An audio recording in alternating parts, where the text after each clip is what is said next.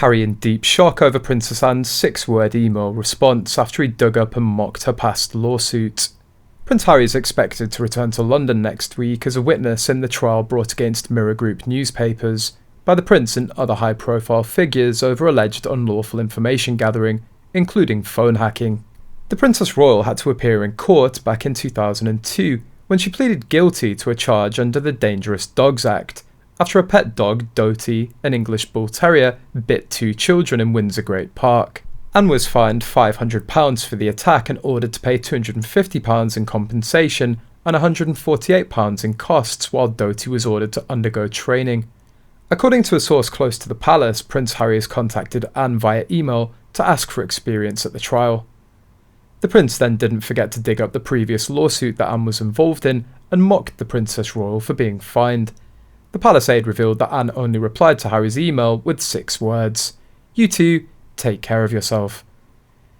Harry's expected to arrive on Monday and take the stand the following day, but a lawyer previously warned that Harry could have to pay up to $20 million if he loses all cases. It comes after an eminent royal expert revealed that Prince Harry's recent behaviour has not only stirred a media frenzy but also ruffled feathers within the royal family. Princess Anne, known for her strong ties with her nephew, is reportedly incensed by his recent conduct. Jenny Bond, an authoritative voice on royal affairs, spoke to OK magazine about the mounting tension. Bond described Princess Anne as a direct and candid individual, much like her late mother, Queen Elizabeth, who was renowned for her ability to compartmentalise information.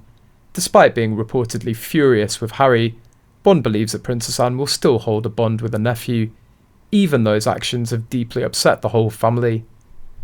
The Duke of Sussex unleashed a series of protocol-shattering revelations about his family in January with the release of his bombshell memoir Spare.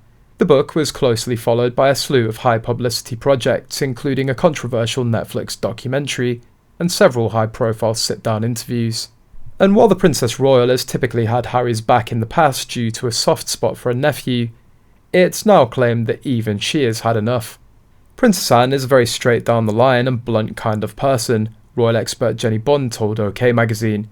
She says what she thinks, she doesn't pretend anything.